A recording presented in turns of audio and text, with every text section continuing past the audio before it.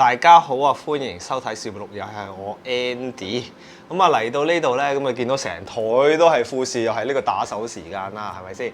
咁啊今日咧我就想咧比較下咧幾部新機，幾部機啦，唔係新機嘅。咁啊有一部啦，因為富士咧最新推出嘅 XT30啊 Mark II 啊嗱，原本富士咧就話今年唔再出機噶嘛，突然間咧佢出咗部喎。咁我今日咧就想咧簡單啦介紹下佢之餘咧，再同咧枱上面嘅一啲機咧做一啲比較，睇下咧究竟咧邊部機咧係會比較啱你心水，咁你可以選購翻。咁啊聖誕咧可以出去影下燈飾啊，影下靚女啊，影下狗仔啊都得啦。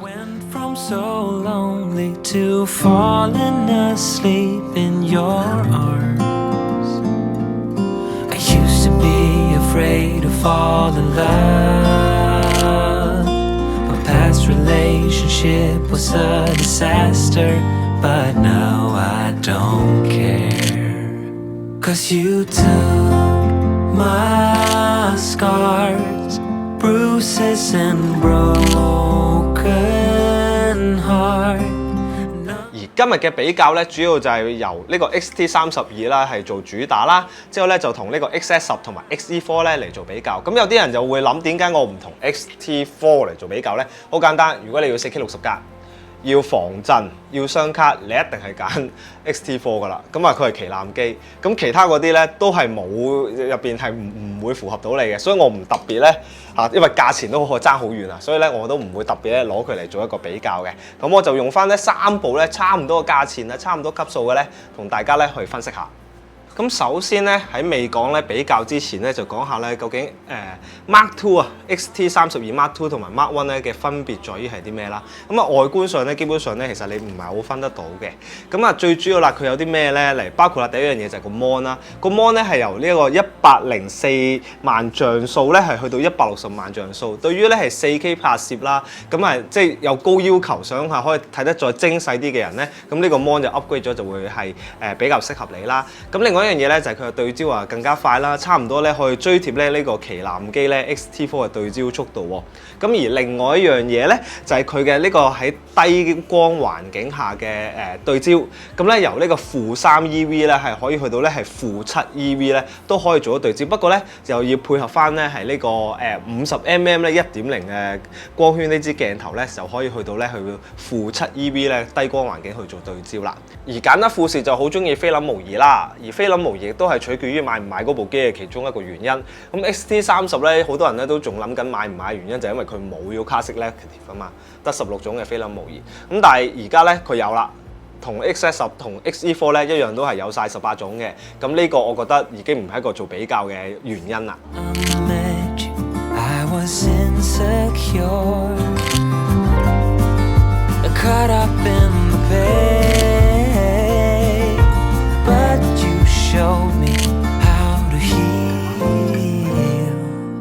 首先咧，第一 part 就係講佢外形先啦。咁啊，XT32咧就係最近似咧翻呢個菲林機嘅外形㗎啦。咁啊，如果有用開富士嘅機咧，咁其實基本上咧用咧你都係冇乜嘅需要重新習慣。咁啊，佢有前後轉盤啊、快門轉盤啊都會有㗎啦。唯一係冇 ISO 轉盤嘅啫，即係相對於一啲旗艦機 XT4、XT3 呢啲。咁所以咧就好靚仔啦，好正常咁就可以用到啦。咁而咧 XS10 咧，因為佢就改咗啊，佢比較近似一啲其他咧牌子嘅一啲嘅模範機，咁佢就有 PSAM 嘅轉盤啦，同埋一啲自定嘅轉盤。咁呢個就要習慣下嘅。但係佢嘅手柄咧就比較好用啲啦，我覺得。而佢最尾咧去到 XE4 咧，佢就淨係得前面個轉盤啦，後邊冇咗轉盤啦。咁同埋咧有快門轉盤。咁啊有時你自己揀咧要啲咩 shortcut 啊自定嘅時候，你就要有取捨咯。咁啊呢個咧操控上咧，我覺得係會爭少少。咁佢嘅機身係比較細啦，咁啊其實就方便攜帶啦。咁但係如果你話想好揸手，你就要外置翻咧，加翻一個咧手柄俾佢咧，就會比較好用。咁但係相對又會大咗啦。而咧大家咧買相機咧喺富士嚟講咧，顏色好重要，係講緊機身嘅顏色。因為咧有時除咗係相機攞嚟影人之外咧，背影都好重要嘅，攞嚟襯衫啊，一個藝文青背影㗎嘛，係咪先？咁而 XT32咧佢就會有銀色同黑色啦，XT4都係啦，有銀色同黑色啦。咁而 XS10咧就得黑色嘅啫。咁做嘢嚟講咧，黑色係會比較多即係適合㗎。咁所以你見我咧做嘢我都係 XT4 我都係用黑色。咁所以大家可以因應翻你自己需要咧，去揀翻適當嘅顏色啦。而三部機咧，都係會有呢個 EVF 嘅觀景器啦。咁三部機咧，佢哋嘅 size 嘅尺寸咧都係0.39寸啦，都係咧係有呢個236萬像素嘅 LED 機器顯示。咁所以基本上咧係一模一樣嘅。但係唔知點解覺得啦，可能咧因為XT4咧呢一個位咧圈圈咧好似細啲。咁啊，好似XT32好似大啲，咁但係其實咧，你真正睇翻落去咧，佢哋係一樣大細，咁就唔會有分別嘅。咁所以咧就唔會影響話大機細機咧，影響你睇嗰個效果出嚟唔同啦。好啦，咁其中一樣咧就係大家咧都會好糾結咧，即係好多時買機咧都會考慮咧就係佢 mon， 即係有冇得反啊，可唔可以自拍啊呢啲。咁啊嗱 XT32咧個 mon 咧，佢最主要咧都係俾我哋只可以去做到上揭同埋下揭嘅啫。咁呢個就係即係同之前都冇分別，我諗好多朋友都知道㗎啦。而 XS10咧，咁因為咧之前都講咧，佢係可以方便咧喺 Vlogger 可以拍片啦，所以佢就有呢個自拍 mon 嘅，可以反啦，直倒影相啊都可以啦。咁而咧 XE4咧，咁佢都係可以上揭、下揭、上揭、下揭之餘咧，其實佢都可以做到180度反 mon 嘅。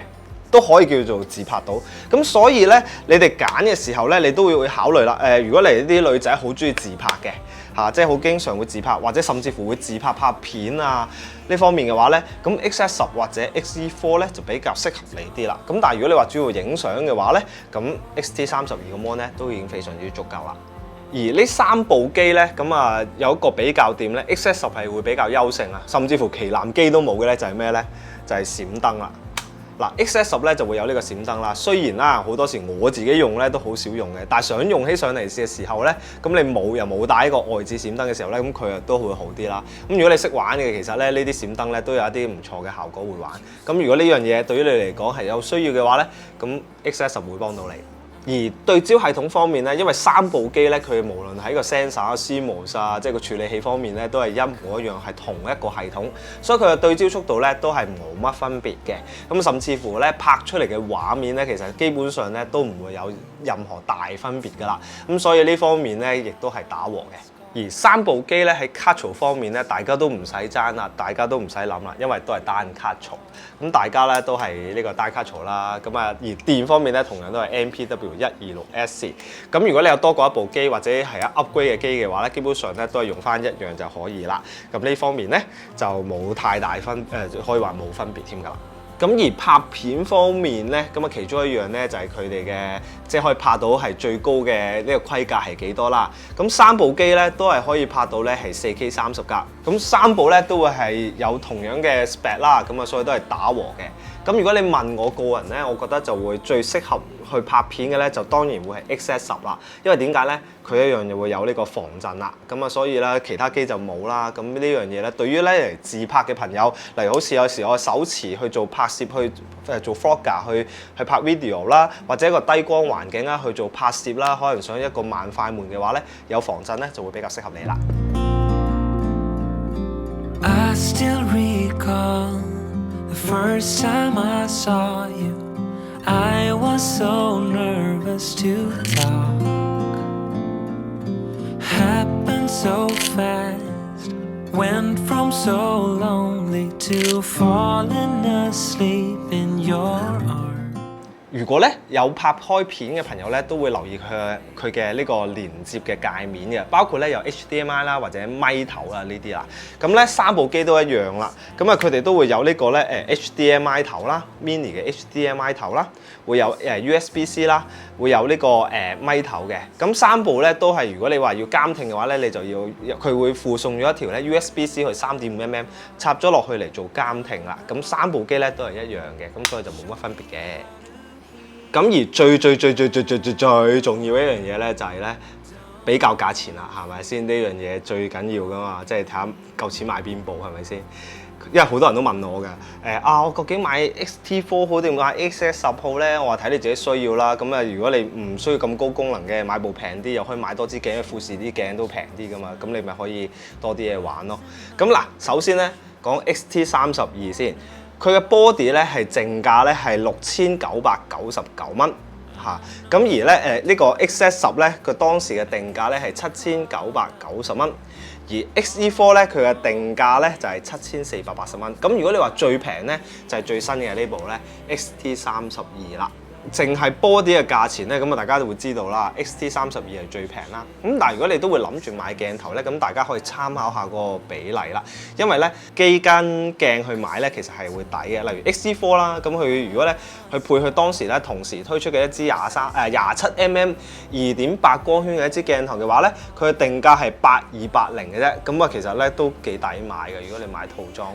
咁而XT32啦，佢嘅套裝咧係跟一支咧係18至到50mm 一支2.8至4光圈嘅一支鏡頭嘅話咧，佢嘅定價係10199。咁所以咧其實一定咧係跟套裝鏡咧係會比較平啲。咁所以大家買嘅時候睇下你需唔需要嗰支鏡頭。如果你係需要嘅話咧，我建議你同時間買。如果唔係咧，你之後再買咧，個價錢就會爭好遠㗎啦。咁而最後咧，你問我即係喺3部當中裏邊揀邊部嘅話咧，咁啊有幾樣嘢咧，我係覺得係可以取決嘅。就係第一樣嘢，需唔需要防震？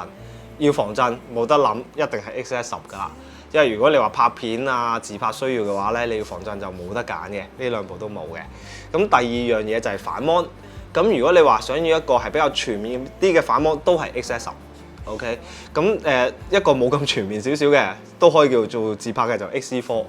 咁但係如果你話我又想價錢平啲，我又唔一定要防震，我亦都唔需要反芒，我真係淨係攞嚟影相嘅啫，一啲高質嘅效果，影出嚟同旗艦機嘅影相質素係一樣嘅話咧，咁我當然一定係會揀 XT32，因為第一樣嘢價錢平，而佢個操控咧係同旗艦機咧其實個操控咧係最貼近嘅，外形上咧亦都係最復古，咁所以基本上咧咁啊睇翻你自己嘅需要而去揀咧，咁就最適合啦。咁啊如果即係仲有啲咩糾結緊想揀咩機嘅，咁啊不妨咧可以喺留言度可以問下我啦，或者可以睇翻咧以往我有2條片咧都去做過一啲嘅比較嘅片咧，咁你哋都可以睇得翻，就可以知道咧揀得部最適合嘅機咧係俾自己啦。咁啊但係咧我都成日都講啦，即係你揀到一部靚仔嘅機，最啱用嘅機都要點啊？多啲出去影相啦，趁而家咁好天。好啦，咁啊，我哋今日嘅比較片咧就到呢度啦。如果中意我哋條片嘅話咧，記得要 like、share 同埋 subscribe 我哋嘅頻道啦。記得撳埋鐘仔就會第一時間收到影片通知。咁亦都咧記得 like 埋我哋嘅個人 IG 啦，入邊又會有好多我哋嘅個人作品啦，包括我嘅 IG 啦，我哋嘅攝影師啊 Perry 啦，我哋節目君啊 Darren 啦，大家嘅 IG 啦都可以去 like 翻。咁我哋咧下條片再見咯，拜拜。